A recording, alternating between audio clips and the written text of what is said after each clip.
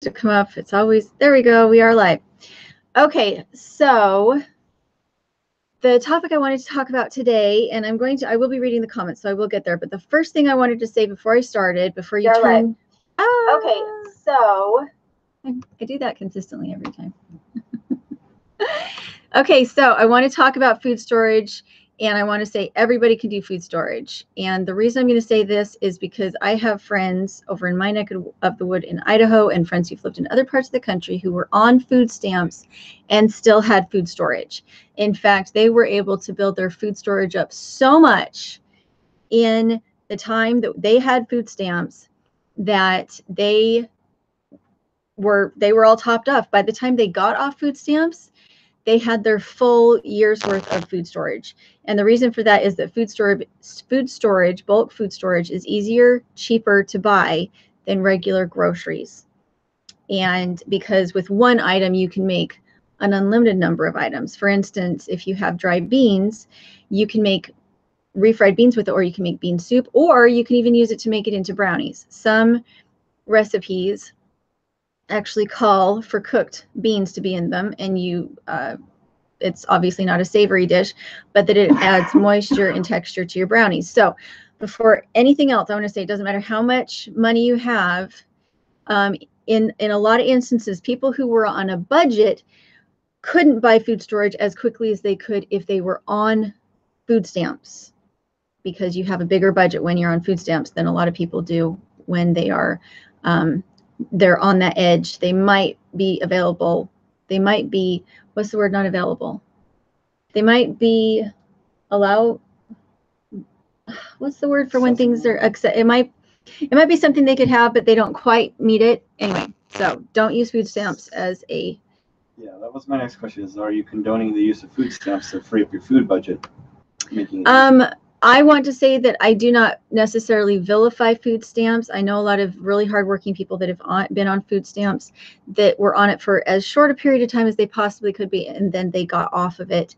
And I do not think that working the system is appropriate, because I think everyone should work. But I do know that there's a time and a place, and if you do have to be on food stamps right now, use it to get your food storage. So here we... Eligible. Thank you, KH. Now I can't even say the name of your channel. KHTURVGNH. I think you chose the name of your channel by just sitting there and playing with the keys. Am I right? Okay. So here we go. I have a whole list of things I want to talk about today, and I'm going to try to get all of it.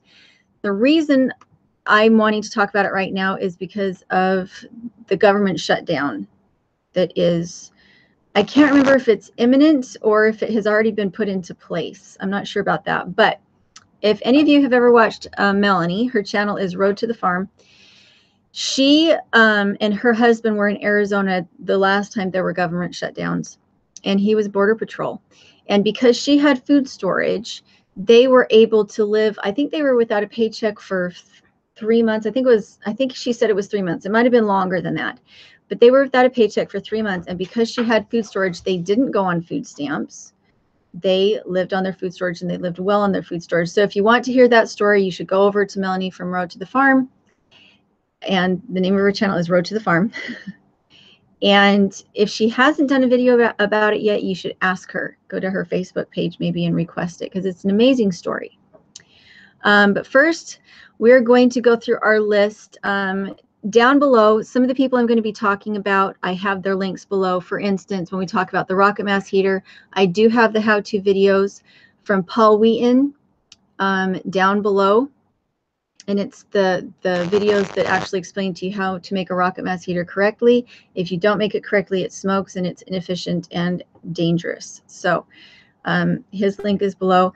And then Garden Seeds is MI Gardener below. And I do have a coupon code for them. And then who else do I have below? Oh, and then I have Freedom Pumps, which is also below, which is the hand pump that we have on our well back home when we were setting up our own emergency food supply and our functional food supply, which we tried to have all of our food storage be very functional, not something that just stayed in a bucket for 30 years. So when you are doing food storage, you want to work with dry goods as your first option, because they have a very long shelf life.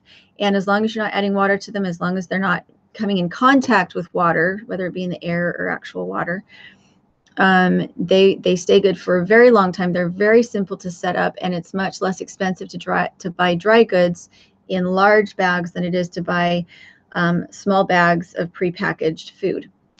So we're going to start off. And John, are you reading the comments? Mm-hmm. And you can tell me if I've missed anything. Doug and Stacey are in. Hey, Well, Doug and Stacey. You'll get to reading the comments. Yeah, I will get back to reading the comments. So for now, if you need something, put it in all caps and John will read it. So for dry goods, you need sugar, you need flour. Now, if you're going to do flour, just a word of warning, the nutritional value of flour that has been degermed and milled and filtered is going to be lower than if you buy your own wheat. A lot of people call them wheat berries. If you buy wheat berries and store those instead and have some kind of mill, you'll get a higher nutritional value, and it is more shelf stable to store intact than it is to store it as just regular flour. And so there's that. But I'm going to list flour because I'm going to assume that most people don't have a wheat grinder. So sugar, flour, salt. You do need salt. You can preserve other foods with salt, but you physically, just in your body, you need salt. Oil, beans, rice, baking soda, baking powder, whole grains, oatmeal is good. Canned goods, meat, coffee or tea, cocoa. Now that is a very, very basic list, and it did not include meat. You'll notice if you have meat, it's going to be tinned for the most part. You can add jerky in, but for our family, what we relied on for meat was that we grew our own meat. So we did not have meat in our food storage. But if you're a family that needs to eat meat, you can get it canned. You can also get it dehydrated, but I don't know if you'll like the flavor or if you'll like the way it was processed. You kind of have to do your own homework on that. Now, Brad and Krista over at Big Family Homestead, they sell the Thrive. I think they're freeze dried. Are they freeze dried? Yes. Or are they just dehydrated? Robin Bits and Pieces jumped in. She says oven can flour. It saves for years. Okay. So everybody turn off the unprofessional lady. The unprofessional lady. Sorry, Darwin, if you're watching, I will try to call you back. Let's see. I do have some allergy medicine in my system right now, so my brain is short-circuiting just a little bit. What were we talking about? Okay, so for us, we stored meat on the hoof. So instead of storing meat in our food storage, what we did is once a year we would go and buy a bulk amount of grain. It cost us $80 for the year, and we would store that in our garage as our food storage for our chickens and also for our goats. We did the same thing with hay. So we included the food storage for our animals for the year in our own personal food storage because our animals gave us eggs, meat, milk, wool. What else did our animals give us? Is that it? Did I get it out? Everything? All of your dairy, actually. All the dairy, and then the chickens gave us eggs. So, so those, I will admit that I'm a little bit biased in that I do not prefer to buy things in cans, because if you did have to move your food storage and they were in glass jars, they're heavy, they're fragile, and if you have tins, they're heavy. And they already have water in them. Whereas if you have beans, you can add water to it later without having to have carried all the water that goes with them to wherever you need to go. So for me, portability is a big deal. So that's why I choose that. So the next thing I want to talk about is heat.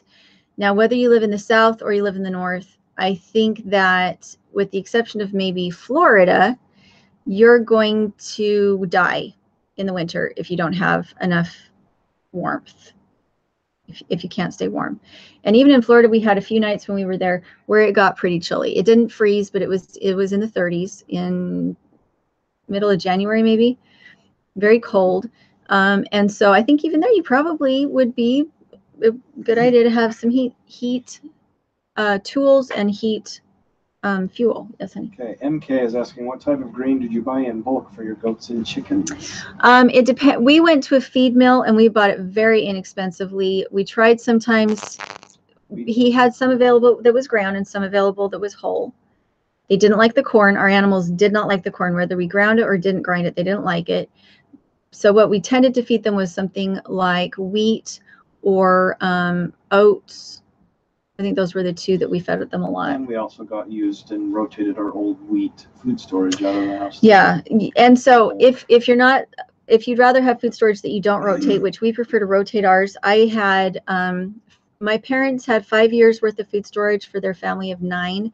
And so when they decided to start cutting down on food storage, since there were only 4 in the family, I got all their old food storage and used it as food for us first. And then as it was older, we would cook it for pigs or we would cook it for chickens, that kind of thing. So livestock is great for being able to recycle food that you can't eat anymore. They can, and then they provide for you. Sorry, sidebar.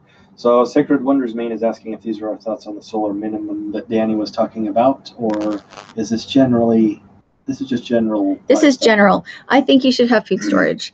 If there's a government shutdown, things are wonky. You know, it's going to affect the economy in unforeseen ways. If you have problems with North Korea and and that's going to cause problems. I don't think it matters which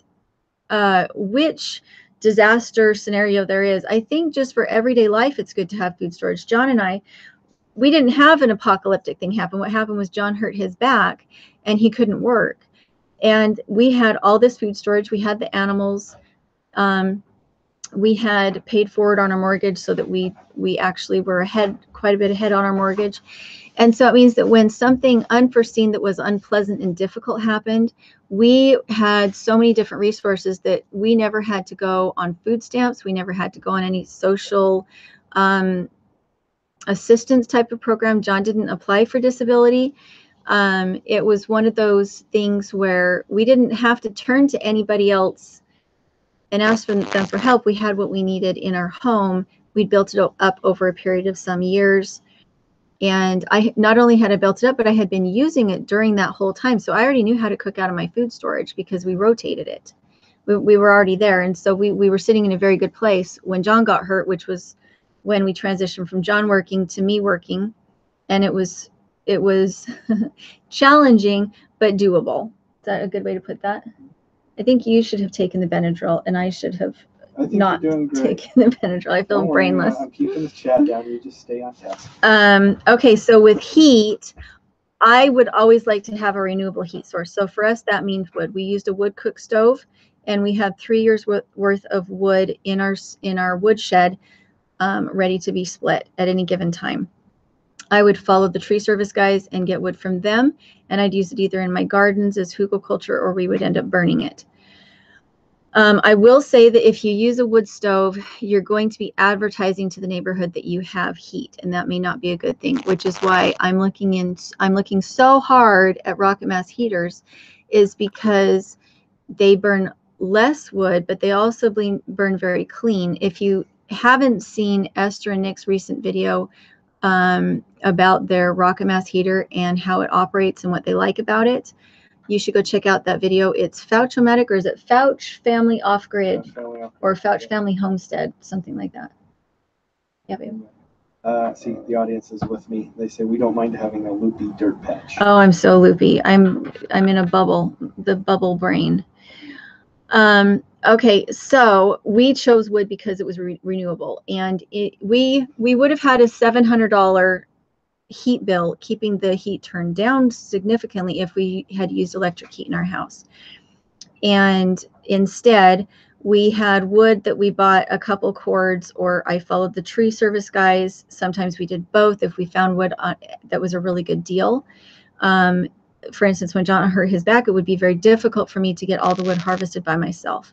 And so at that point, we did, for instance, we went and rented a log splitter instead of John splitting wood the year that he hurt his back. So there's ways to play with the way that you do it. So again, if you're interested in rocket mass heaters, you guys know that I really appreciate the information that Paul Wheaton gets out there. And I do have his link in the description below. If you're interested in them, I do make a commission off of them. You should know that. And yet I feel like of everybody out there, he's tested the rocket mass heaters in so many different environments that in order to get the biggest bang out of your buck with the money that you're spending to make a rocket mass heater, I think these videos are invaluable, at least for someone like me. I can read a book and I get it to some degree, but if I can then watch somebody do it with their hands, I can wrap my own experience around that. It would be nice to take a class from him, but we haven't made it up to do that yet. We've had too much on our plate. So other options are propane, kerosene, heating oil, coal, and white gas. And there's more options than that too, but those are the ones I'm more familiar with. With propane, it stores well. You want to get a big tank because propane gets used up really quickly, especially if you're in a harsh winter area. But it's also good to have portable tanks. And John said, make sure to also have the attachments that allow you to take from a big tank and put it into a small tank in case it needs to be portable. We used propane a lot when I was a kid. My parents had an off-grid house. We had solar panels. We also had propane, and propane was what they used to do all the cooking and to run some isolated propane stoves in our house because it was quite large. But if you're going to do propane, you need to have a stove and a tank, and you want to make sure everything is functional and it's as big as you need it to be for your situation. And when you do have a crisis, make sure that you're not trying to heat the whole house. You're only trying to heat one room where everybody is, probably the kitchen or the living room. If you try to heat the whole house, you're going to run out of fuel very quickly. Kerosene. This is what my parents used for their emergency preparedness when we lived in Wyoming, is they had a little kerosene heater, and I will never forget the smell of it because when I was 4, there was a snowstorm that blew through our town and actually the drifts covered homes. So you had to dig your way out of your front door. And I think my parents had 4 kids at the time. The youngest was a new baby. And because we had that kerosene heater, we were able to keep the living room warm. We were dressed in snowsuits to keep us warm on top of that. But then we also had the kerosene heater. But it stinks. It stinks really bad. You have heating oil.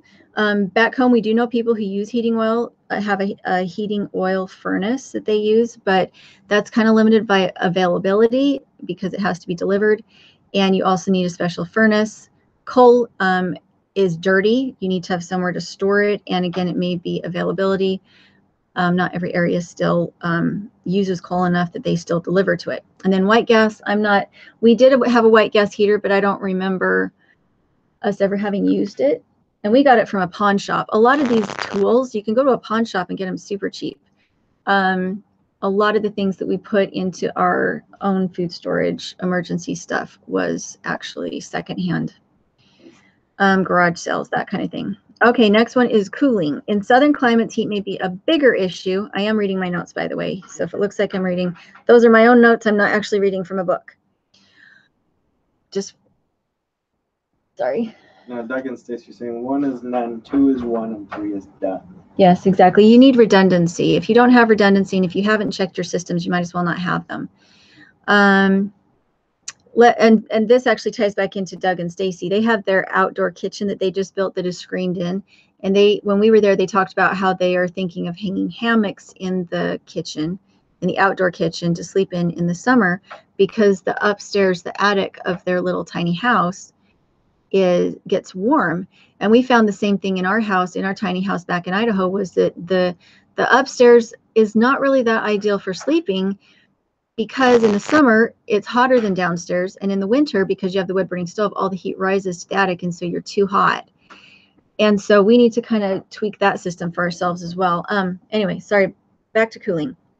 In southern climates, heat may be a bigger issue, or will be a bigger issue. Research what old granny did. What did your granny do to keep cool back when there wasn't air conditioning? And imitate that. So large porches with screens to keep bugs out, and sleep on the porch at night. Who was it that was telling us that that's what they did? Was it Bobby?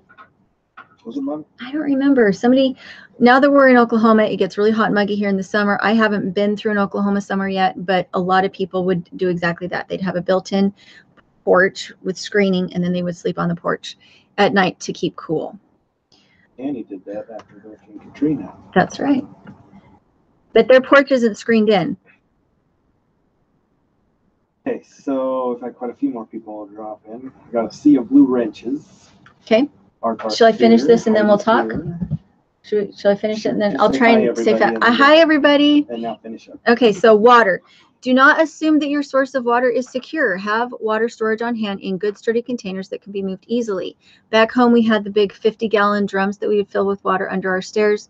But then we also had probably how many gallons of water do we have in the 5-gallon water buckets? Oh, geez. A couple 100 gallons of that. At least. Yeah, we had, how much did we have? 300 gallons.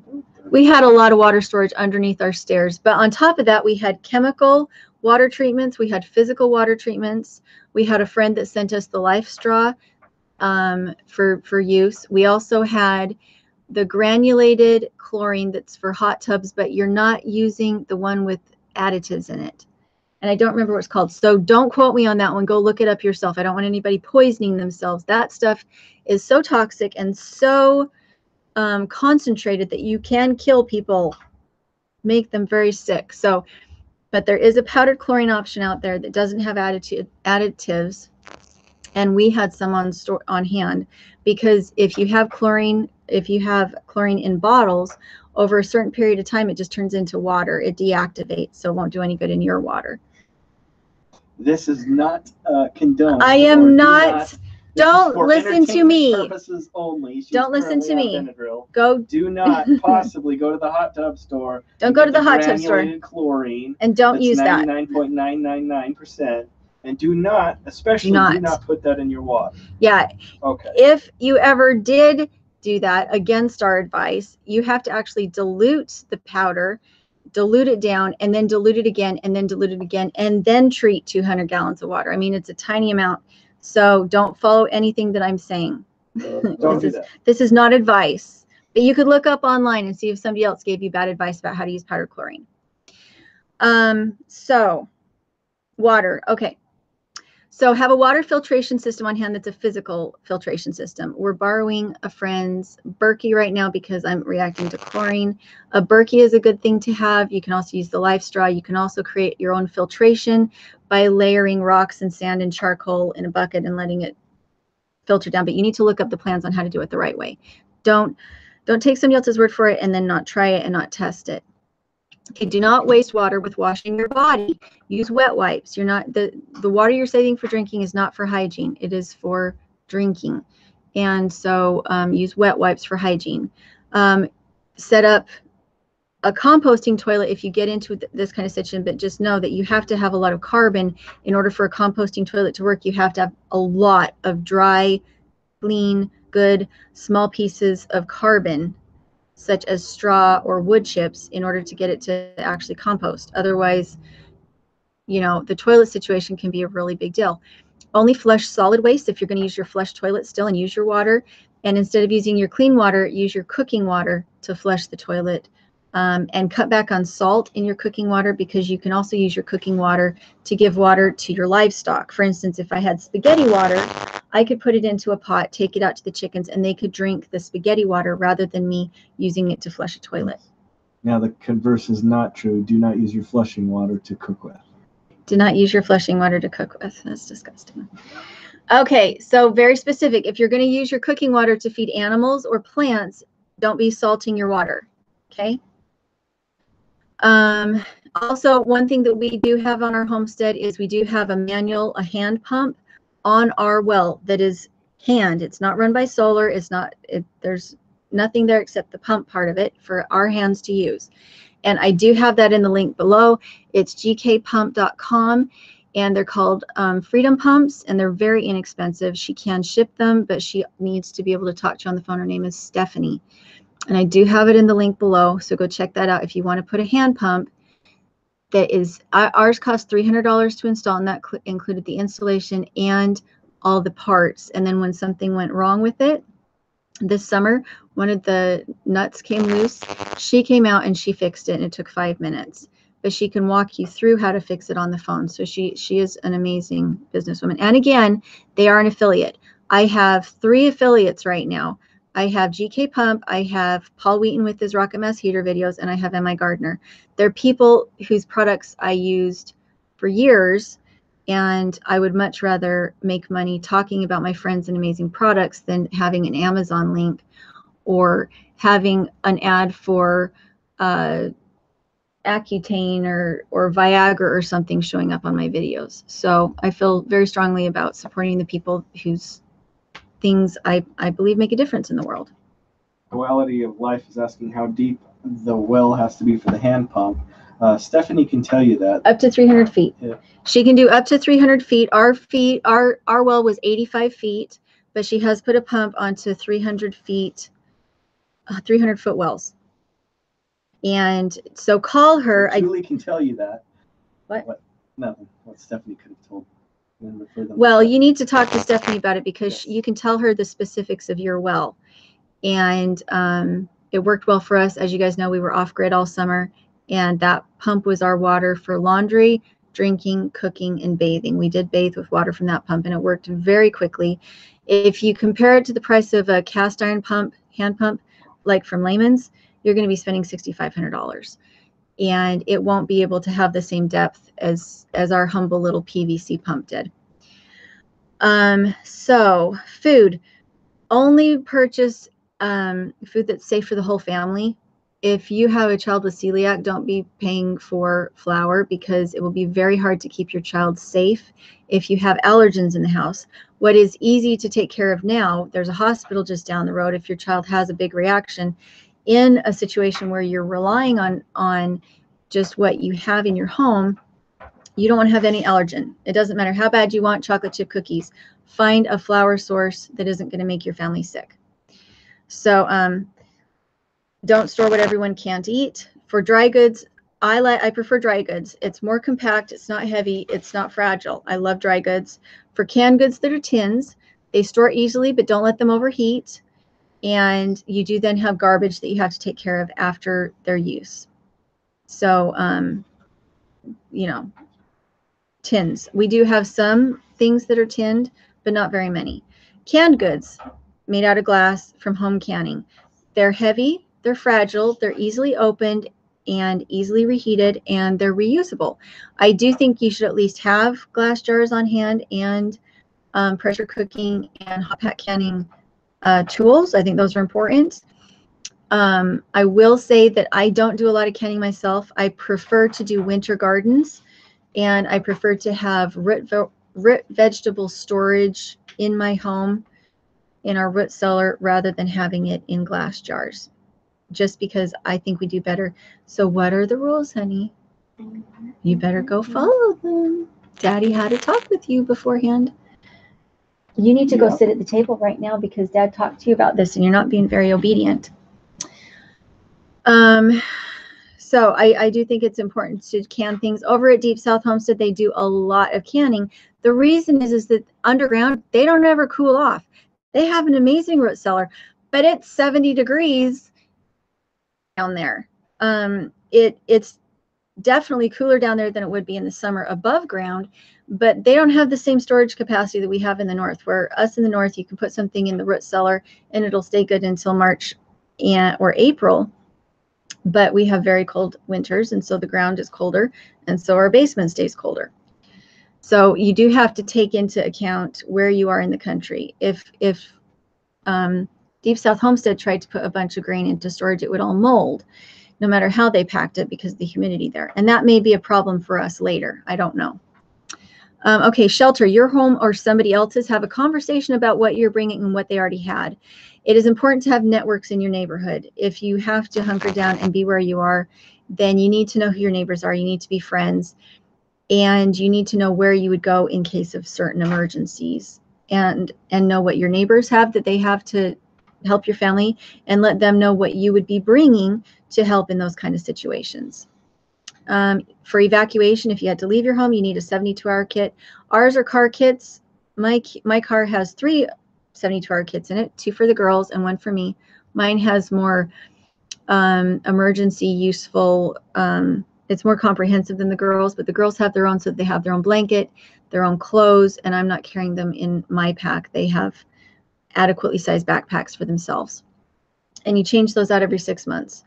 Winter has different 72-hour kit than a summer 72-hour kit. You know, sunburn versus frostbite, you need to change them out. And they come in really handy when you have anything unpredictable happen, such as if your car breaks down. If your car breaks down, you have water, you have food, you have flares, you have rope, you have a radio. Those are good things to have in your car no matter what. For hygiene, let's see, I think I already talked about that one.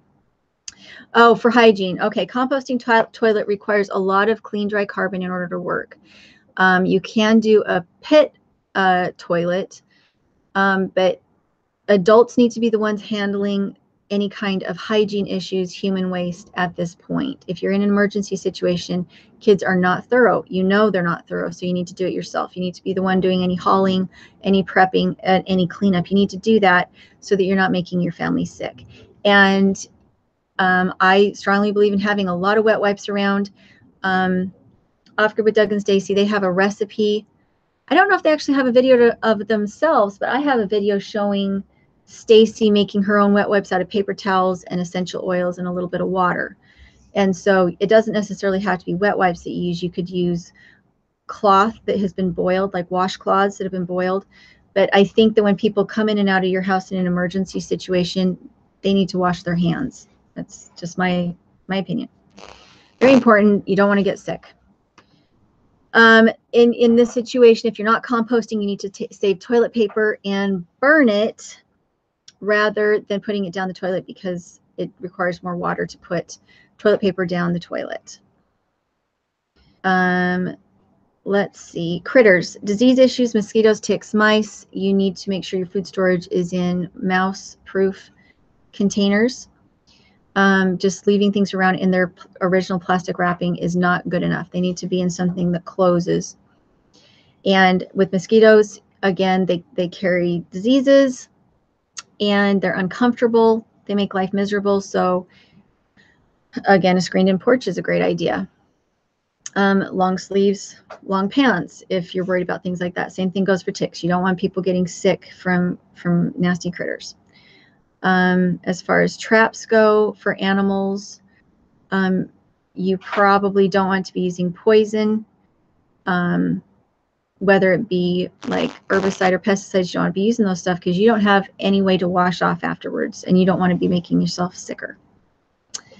Protection, firearm, dog, perimeter protection, and neighbors and good relations. Those are all ways to protect your family. I'm not going to go into them here, whether you have firearms, whether you have a dog, perimeter protection, or if you have good relations with your neighbors. They're all important, but that's more of what it is you decide to do. Food production. Make sure you have garden seeds. Am I Gardener? Link below. Those are some of the heritage seeds that I use. And the reason I'm talking about the link so much is usually I forget to put them in, but this time I remembered. It's important to have heritage seeds. And more important than that, it's important to plant a garden, because if you don't plant a garden, you don't have practice. I like to start in the middle of winter, because if I haven't been gardening for a while, I have forgotten what plants look like when they're in distress. And I need that reminder so that I can kill plants and then figure out how to not kill plants before it's time to plant the main garden. I used to use just a window to start my seeds in. Right now, I have a very inexpensive grow light that I have seeds in. And some of my herbs are medicinal. If you want medicinal seeds, go to strictlymedicinalseeds.com. It used to be Horizon Herbs, and they do an amazing job. So for food production, start a garden. Chickens can scratch but produce a lot of eggs. But in order to produce a lot of eggs, they need grain. Scratch grains store better than crumble or other denatured grains. So the whole grain store is better than the denatured one, where the germ has been crushed. It starts to go rancid very quickly after that. And would you prefer rabbits over chickens? Not necessarily over, but I think maybe you should have both if you're wanting to grow your own food, because with rabbits, you can forage all over the neighborhood and clip trees and grow a lot of their food. Whereas with chickens, you do need to have some source of grain if you want them to lay a lot of eggs. Also, last note, learn parasite prevention and what you can grow to eradicate parasites: pumpkins, black walnut tincture, diatomaceous earth, garlic, and wormwood. And there's others. But so this is not, this that I'm talking about is not about being afraid. Instead, what it's about is that if you have certain supplies, certain things on hand, then when difficult times come, they don't have to necessarily be difficult for you. You can eliminate a lot of the stress for yourself. Cheeky Saber said, Luca M.I. Gardner has some of the best price seeds as well. I've been watching him for years. Yes. The M.I. Gardner seeds cost 99 cents a package.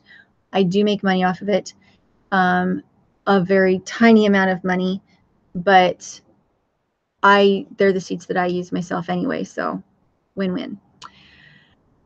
Okay, my brain is fading, but did anybody have any questions? Oh, they had a bit of a lively conversation going on earlier. Okay, West Tex Homesteading and Outdoors said water will be an issue. Would have to dig a well or make an arrangement with the local rancher. Yeah, so I think you should think about things like that. For us, we didn't want to live anywhere where we wouldn't have a private well. So our home in Idaho had a private well, and we did put a hand pump on it.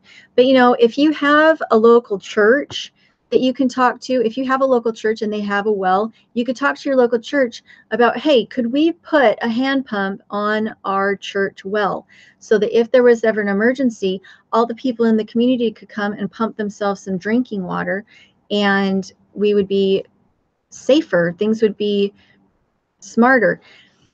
And again, it's not about apocalyptic times, it's about real life. It's about food storage is cheaper, don't you think? Am I saying it wrong? Yes, no, you're right. Aardvark has jumped in. He says about food storage, do they have bacon in a can? Yes. Which has started another huge conversation. Marie Weiss says, I can bacon a lot. Pochos Cranja is enjoying. Yes, you can bacon. It lasts years. So West Tex Homesteading and Outdoors said would have to forage for animal feed once feed stores are out. Yes. The thing is that animals kept in a cage are going to have certain dietary requirements that you have to bring to them in their feed. And I much prefer to feed most of what I give my rabbits from what I grow myself, and usually that's the case. But I always have available the rabbit pellets, the specialized rabbit pellets. And for caged animals, if you do go to foraging everything for your small live animals, small livestock, you're going to have some that die because, for one thing, rabbits grow very, very quickly when they're juvenile, and they can end up being malnourished because they're growing so fast. If they don't have commercial pellets, that's pretty common. And so if you ever were actually reliant on those animals, you would have a pretty steep learning curve, and you would be very quickly breeding animals that are capable of living on what you can forage, because they wouldn't be the same animals you're raising now, if that makes sense. Heidi and Patrick are both on. It's fun. They're talking from the can and bacon. Did you want to come talk so I can lay down and let my brain rest? No, because this is your conversation and you're doing amazing. I don't even know. My face is not nearly drawing so much of an audience. So. All right, Gypsy Lee said, I'm glad I have my food storage and oil lamps and candles. I just survived 4 days without power and heat due to an ice storm that dropped lines. Exactly. Ouch. Yeah. And we had the same thing happen back home, where we had a really hard winter a couple years ago, and we had the wood cook stove, and the fans that we usually used on our wood cook stove weren't working because we didn't have power, obviously. But the kitchen was really nice and warm. So the kids came in and slept next to the wood stove, and we were still wearing jackets and staying very close to the stove because I think it was -20 Fahrenheit. And yet we had neighbors down the road who didn't have any kind of wood stove, and they didn't even have drinking water because their water supply was frozen. So they needed electricity to pull water from their well, so they couldn't get water out of their well. And they'd had water storage, but they'd had it out in the garage, and it froze out in the garage. And they didn't have any heat in the house, so they were wearing snowsuits, and they had no water. And which is why I'm in love with wood heat, is because you can store it. You don't have to worry about supply chains. The tools are very easy. You can clean the chimney yourself. You can cook with the stove while you're heating for your family. And you can also grow the fuel on your property. So it's pretty amazing. Power is out at the Rains right now. Sounds like, or went out about 9 hours ago. They're using their solar. So about bacon, about canned bacon, Aardvark wants me to show cooking and eating canned bacon. And I have a can of his bacon, And the thought of opening up a can of bacon, he did warn me that there would be like this layer of lye on the top, and then that it would be kind of gooey on the inside when I get it out to cook it. And I'd rather raise a pig. Can I just say I'd rather raise a pig? Much rather raise a pig. But to people who bacon is the #1 priority in life, yes, I will someday open up this can of bacon, and I will give the lard to my chickens since I don't have any to cook with it right now. And she will probably give the bacon to her chickens. And I will do my darndest to try and taste the bacon. That sounds so yucky. Did I say lye? I meant lard. Lard. If you mix lye and lard together, you get soap. So I guess I could save it to make soap. If I had lye, which I don't. I really think you should take over the live stream. So everybody, I don't know. I don't have anything really to say. You're doing great. I'm sorry. I wish I had. Wait. Barbara, no, she's asking Mrs. Rain, have you made any new off-grid laundry improvements? Speaking of soap. The Have More Farm said, has anyone ever raised mealworms? I haven't raised mealworms. My mom has raised red wriggler worms as part of a composting system. I hear they don't make a great meal. The chickens might like them. Yeah, they'd be a great meal for the chickens. But that's why you raise mealworms, is to feed chickens and quail and stuff like that. Come on. At one point, we experimented with raising quail in our house itself, to see if it was doable. For instance, if you were in an apartment and you needed to be able to feed, you wanted eggs, but you didn't have a land base, and so you needed to raise quail in a closet. They're very stinky. In an enclosed cage situation, they're very messy, and you have to be careful with quail. You need to feed them the high protein that's for wild game birds, because if you don't, they will die of vitamin B deficiency. So you need to put folic acid. Brewer's yeast? Brewer's yeast. Is that right? I don't know. Brain.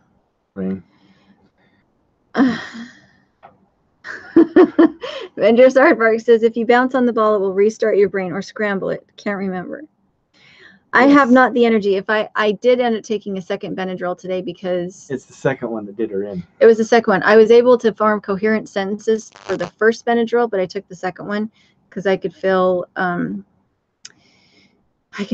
my itches were coming back. So B Lady wanted me to mention our coming bee-apocalypse, the hives. So she is an apiary. She would know this. Oh, yep, they're saying it's brewer's yeast. Shannon just said it's brewer's yeast. So yeah, apparently they're the masses just don't know how few bee colonies there are left, and so we could end up with a food storage. Are we talking about brewer's yeast for the bees? We went back to no. You wanted me to carry a conversation, so I was taking my conversation. Then you came back to where you were. About Bee Lady Apiary? Yes, and what she wanted me to relay. So. Did you see what Rain Country said to Aardvark? What? Go ahead and recite it. Rain Country said, okay, so no, nothing new. It works great. Okay, she's talking about laundry. Okay, is there anybody else I can think of that needs information about food storage? Oh, medicine. If you have health sensitivities, make sure that you keep on hand some of your medicine. When we were back in Idaho, we were able to build that up some. And I think it's a good idea. For instance, even if you're just snowed in, it's good to make sure you have all your meds. What else? So Mr. Rain is asking, Julie, what do you have for a backup water source? Here? Currently in the city. We don't. We would be hiking to the river. No. Yes. No, we wouldn't. And we would be bringing back all the pollutants and nasties with it. And then we would run it through our Berkey and our Life Straw. In our instance, we've been very lazy. We went and got the freezer to be able to go to Costco and get food. But this month is the month we're going to be going and buying some water containers. We have a couple of loaner containers from our landlord because we were trying to get some measurements so that we knew the water containers would fit underneath the beds / couches that the girls have in the living room. But here we're probably going to go to Walmart and get as many water containers as will fit under one of their beds. So it'll be like 3 by 10, so 30 water containers. But I think he was asking about a water source, not just water storage. We will take it out of the tap and put it into the containers, and then we would probably filter it with the life straw. If we still had the Berkey, we would probably filter it with the Berkey. Again, the Berkey's not ours. Back home, we had well water. We didn't use a filter. Okay, Redwood, why did you leave Idaho for Oklahoma? So there is no real education systems up in Idaho unless you wanted to go to a 4-year university. For your university, not for us, for you. For me. So yes, so John could go to school. So that we could go to school. So and then we missed him, so we came too. Crazy Day said they love their wood stove. Okay, West Tech Homesteading and Outdoors said I'm back. Yes, I can set up my own solar panels. I know how to make a wind turbine out of scrap. That's cool. Do you have videos of? I know, but my eyes turned into scrap. Right. But shh, I'm trying to give a shout out to his channel. Let me do it. West Tech's Homesteading and Outdoors. Do you have a channel showing that, putting those things together? Making that windmill out of scarp. And if you already have videos up and I already know about you and I'm just not recognizing you, I heartily apologize if I've already watched the videos and I don't remember. Let me see. Hold on. Let me back up. I missed a comment. See, we can keep you engaged. Yes, you missed a comment. 64 minutes. Okay, Mr. Rain said 1 gallon per person per day for water. Exactly. And that does not count water for your animals. Don't forget, if you have chickens and particularly rabbits, they need a huge amount of water in order to keep from getting dead in the summer. And so if you have ducks, it's an even bigger deal because normal ducks need a pool, whereas like Muscovy ducks that we have, they don't care if they have a pool. They just need water to drink. And so when you're planning your water storage, make sure you're accounting for your animals as well. Okay. Elderberry Garden Croatia is back from Croatia. Hello. Hi. The Needy Homemaker, thank you for this. Thank you for commenting this. Said if you have Amazon Prime, the water containers are cheaper there. So yeah, the shipping on a lot of these water containers is a big deal if you're going to purchase them. So if you have an Amazon Prime, that's a great idea. We used to get them at the Army Surplus store back home. And I think they have them on their website now too. Army Surplus Store. Look up Army Surplus Store Idaho Falls and see if it's cheaper. When we got our water containers, they were so stinking cheap. They were like $3 a piece when we got all of ours.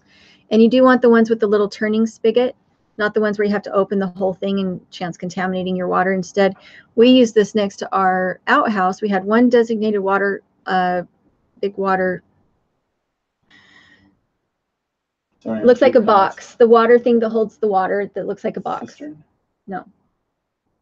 Jug. The big water jug with the little spigot. We had one of these next to the outhouse, so you turn the spigot to wash your hands, and we had wet wipes there for hygiene and that kind of thing. Again, using our old water storage. And keeping it rotated. We used our old water storage and kept it rotated. Okay, John Inwee says there's a bathtub bladder you can buy to hold 100 gallons of water for an emergency. Yes, and I've seen those and look brilliant. If you know the water, but you don't want to do that unless you actually know it's an emergency situation. You can also use the water in your heating water. Drinking water? No, the thing that heats water. Water heater? Water heater. Can't you use the water in the water heater? Yes, you can tap the water from the water heater. You can tap the tank of the toilet. You can tap the tank of the toilet, not the bowl of the toilet, please. Yes, that's disgusting. Yes. That would be like cooking with your flushing water. It would be exactly cooking with your flushing water. Okay. Aardvark makes a good point. He says not all water containers are created equal. Some just won't stack.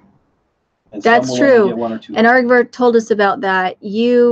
We have never used stackable water containers, and so if it purports that you can stack it, for one thing, you don't want to stack it so high that if your kid walks into the room and he bumps it, you're going to have 100 gallons of water in square heavy containers crushing your child. If you're going to use stackable water and you're going to stack it high, make sure you have a retaining wall. I don't think a retaining net is good enough. A retaining wall, something that holds that water in place, because if you do have an earthquake or a storm or something like that, and you're trying to store it in your space where you go to be safe, then if that water comes down on you, you're going to get hurt. And if it's a child, they could be killed. So if you're going to stack it to a reasonable level and then have something that retains it. And one of those things that I've seen is those 250-gallon containers are IBC totes, right? Yeah. The cage that goes around them. If you can find the cage, then you put your 5-gallon squares inside of that, and it will stack up. If you store it in your garage, because it would be too big to get through a normal door. Correct. We actually filled some of those 250-gallon tanks in the middle of our very harsh winter at -20 Fahrenheit, and the water on the very inside did not freeze. It was a big enough container that the warmth from a warm day, or even the light from a warm day, the light from a bright day would melt it enough that it wouldn't freeze overnight. And so we actually did have that.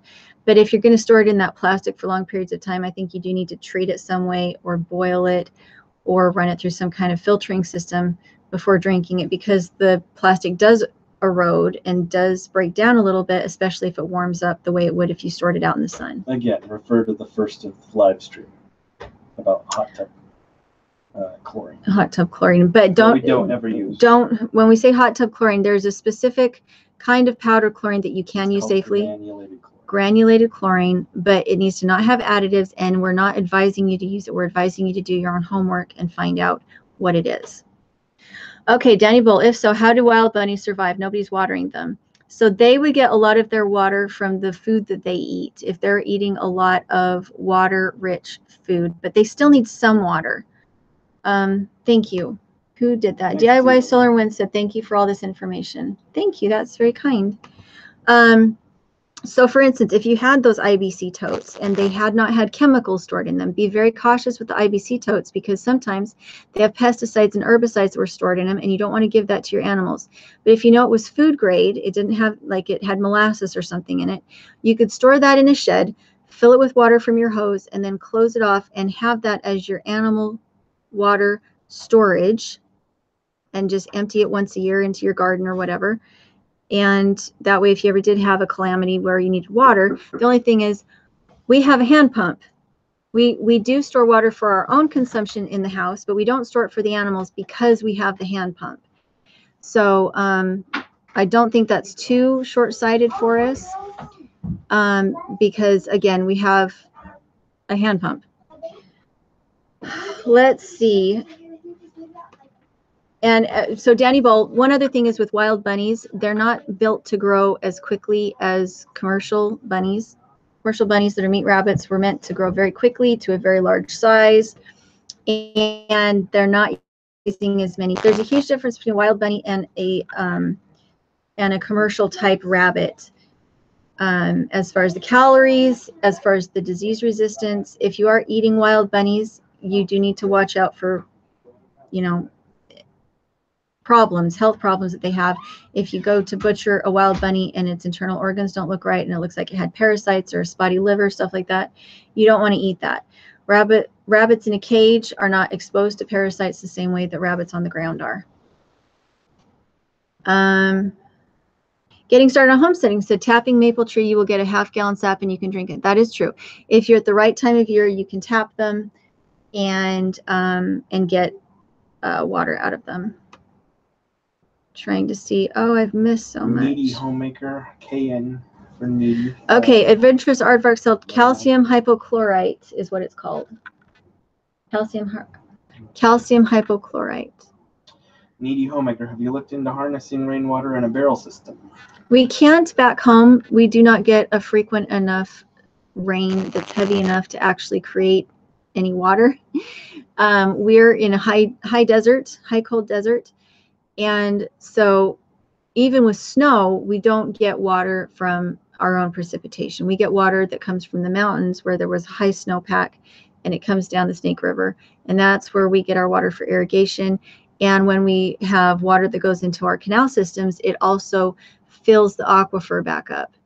And so in our water situation here is much different from our water situation there.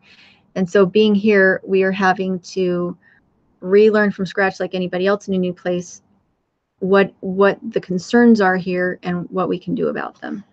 Okay, Gypsy Lee, sorry for a little off topic, but I forgot to ask where you got your metal storage shelves and what's the weight limit on them. These are 300 pounds per shelf.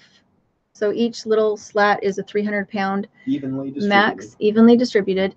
But actually, no, it doesn't have to be evenly distributed, to tell you the truth, because the little snaps, once they snap into place, they stay. It's a better idea to have them evenly distributed. They make a beautiful bow in the middle, because I had 200 pounds of projectiles in the middle, and if it's lead, you probably yes, 300 pounds of lead would make a bowl, but 300 pounds of wool. 300 pounds of wool would fill this room. Would be more evenly distributed, and therefore the shelf will not bend. Yes, exactly. So evenly distributed. Whatever. It is best to have it evenly distributed, but they're very tough, and a lot of times I'll have light on one end and heavy on the other. The one thing you don't want is heavy on top and light on bottom. And you do want to anchor your shelves to a wall of some kind, just because you don't want them tipping over. I got them from Target. I always get them from Target. These ones were like $45 for the 4-foot shelf, 4 foot long. That's 6. Oh, 4 foot wide. Yeah. Sorry.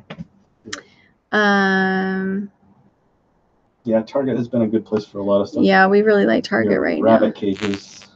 Okay, Rain Country. Thank you.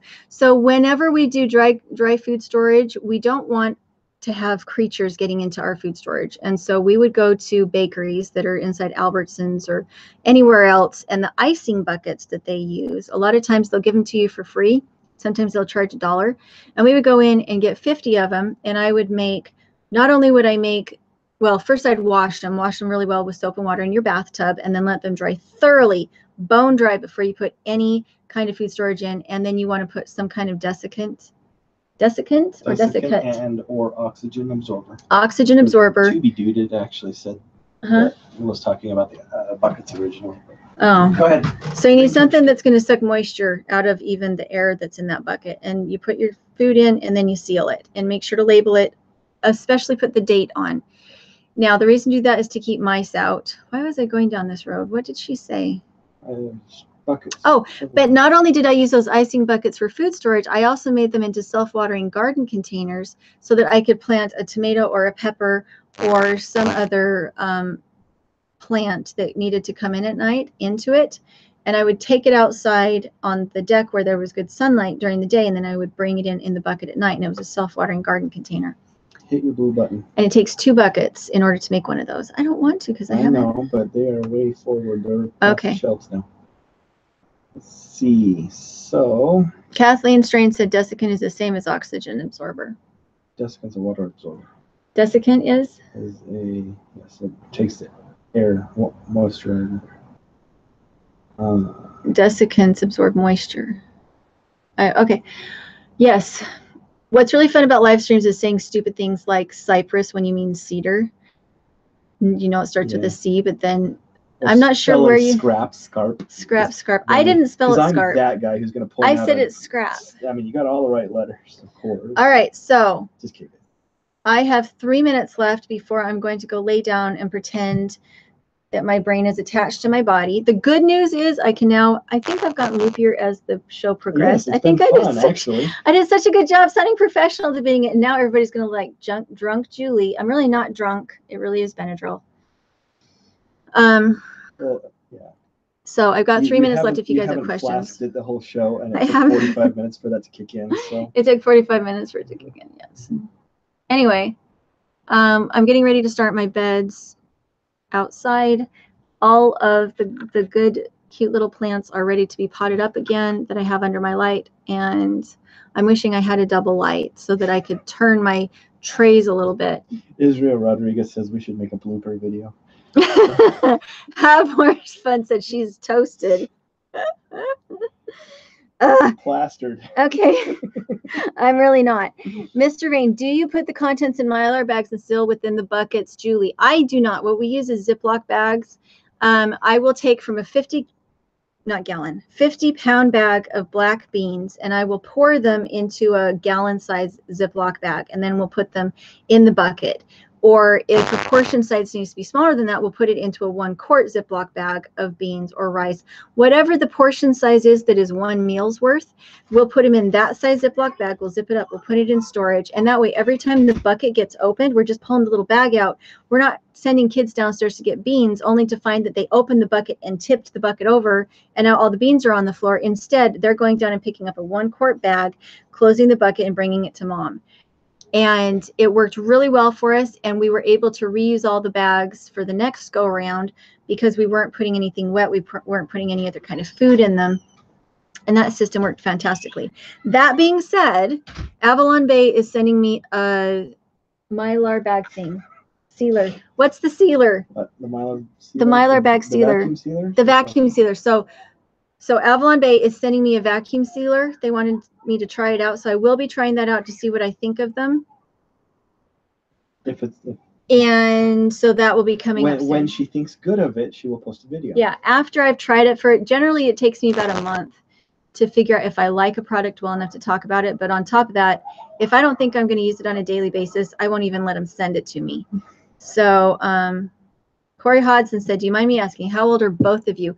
Combined, we're almost 80.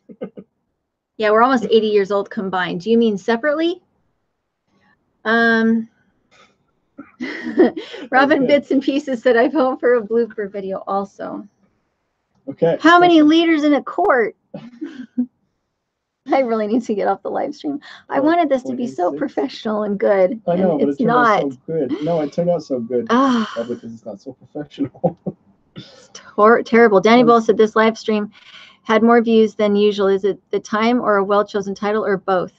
Well, originally I was planning on talking about feminist issues. It was going to be an interesting I wanted to talk about my belief system as far as like, am I feminist? Do I believe in feminism? As a mom and wife, what's my take on all that? And that's what I wanted to talk about today. But then I had a friend that said, hey, this government shutdown thing, thank you for, they were telling me thank you for something, and mentioned that their husband was not going to be getting a paycheck. Still working. He's still working because he works for the government, but not getting a paycheck. I don't know if it actually happened or not, though. Did they actually? Yes, it started Friday. It started Friday? If they're back to work on Monday, then wow. came to Patrick had a good point. Hey, Little Mountain Ranch is here. Okay, so Little Mountain Ranch. Yes. Okay. Sorry. For sealing the Mylar bags, you can cut them and then reseal them using a Hare iron. Interesting. Yeah. Good stuff. Good to know. So, Little Mountain Ranch, sorry. Little Mountain Ranch. So we are getting our ebooks put back together about how to raise goats, how to raise rabbits, pigs, how to do it inexpensively. And Little Mountain Ranch is a source of the pictures for that. So make sure to go check out Little Mountain Ranch. She's right here on the live stream. Click the icon that's next to her, and you can go check out their channel. If you're into homesteading in a big way, you need to watch them. Okay. So, yep. Okay, Caitlin right here. One of my sisters works for the TSA. Don't know if she'll get paid or not. Yeah, isn't that awful? Yeah, and whatever, you know, there's definitely varying and passionate opinions on both sides of the shutdown. I feel bad for the people whose paycheck is dependent upon the government. Well, and that's why I wanted to talk about this today, is that when everything comes back online, we're coming up with tax return season, people. It's tax return season. So if you're doing your taxes right now and you suddenly have a few $1,000s that you maybe were thinking of putting towards going to Disneyland, maybe instead you want to go get some water containers and get some food storage so that when this kind of normal everyday life setback happens, you're already eating healthier food that is much less expensive, that stores well, and gives you some confidence in your ability to have some buffer space, isn't it? I mean, if you have a down week and it's a choice between diapers and food, wouldn't it be nice if you already had diapers and food in your food storage, and you can just be like, nope, we can put gas in the car instead, or maybe we can have a date night, you know, let's not give up on date night. We have diapers and food in our food storage, so we can still have a date night. Rye Big brings up a good point. We've got a lot of international viewers on here, and they're asking about the government shutdown. It's nothing new. It's just politicians doing what they do best, which is screwing the populace over. Sorry, did I say that too bluntly? So anyway, there's an impasse in Congress, and in order for people to pull their hissy fits, they're pulling the little man's paycheck. Off-grid Junkie said, I hope this shutdown wakes some people up. Food storage and self-preparedness is so important with everything that's going on.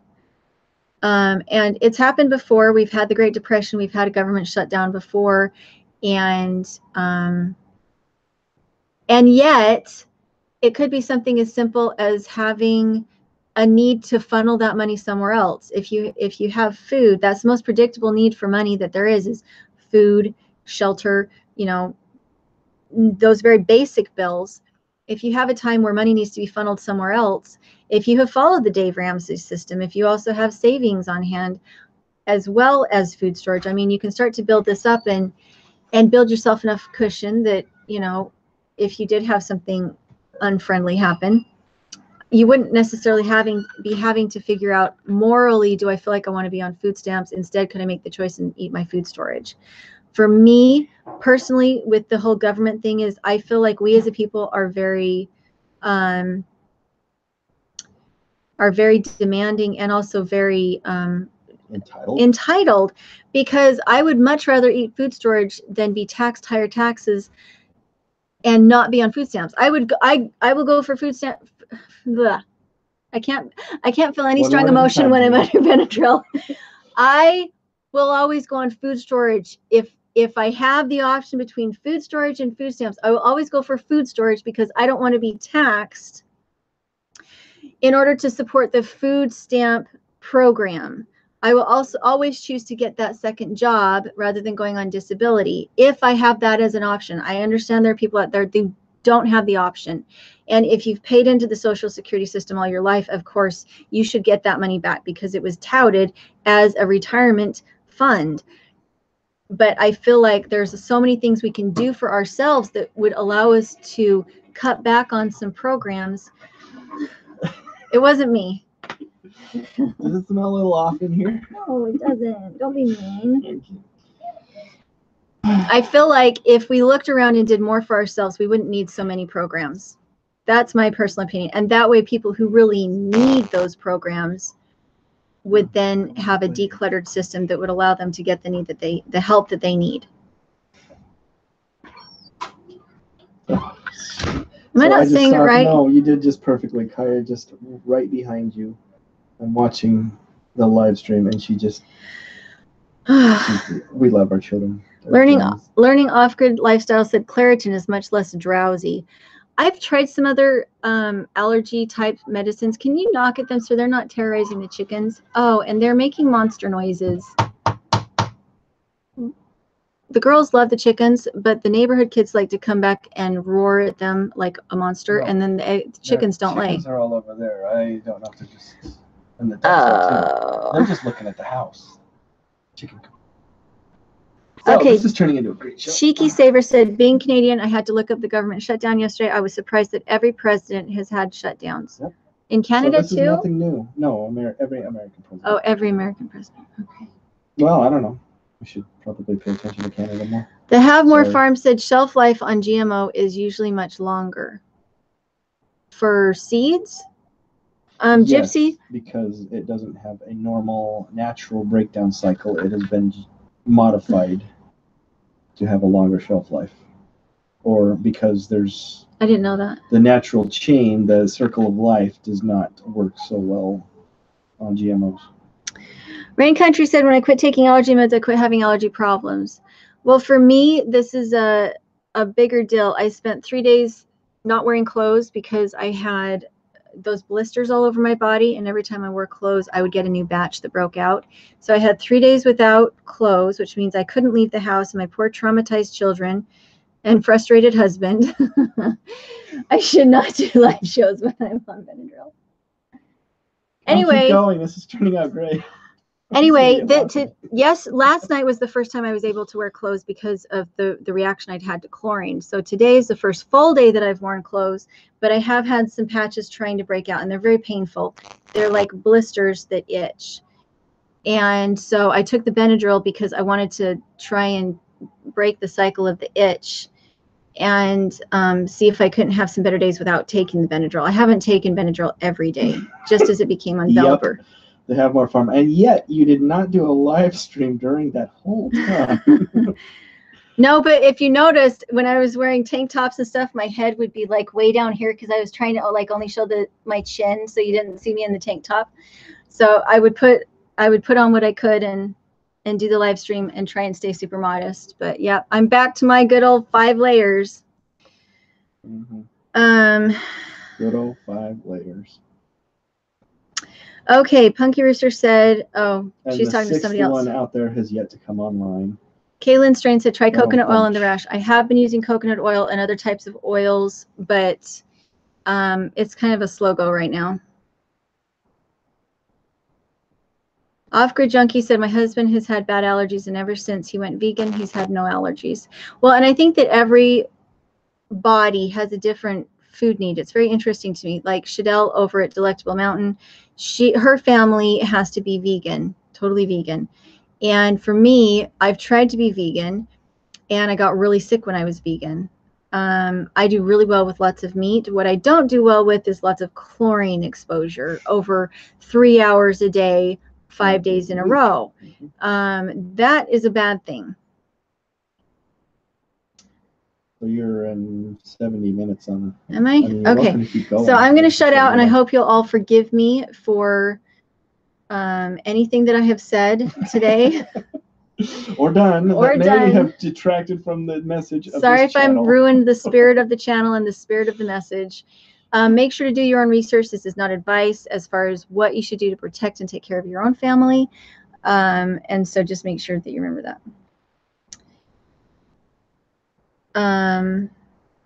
Which climb did you itch the least in?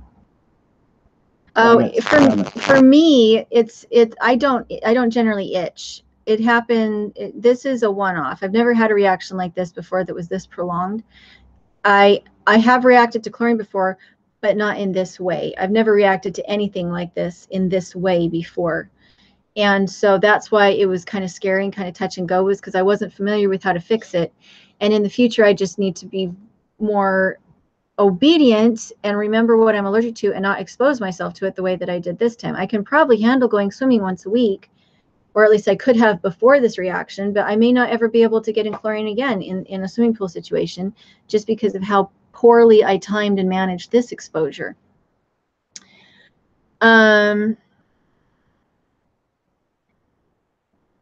Tubby Dude said, terrible. I'm taking my ball and going home. What does that mean? Yeah, everybody is saying their goodbyes because...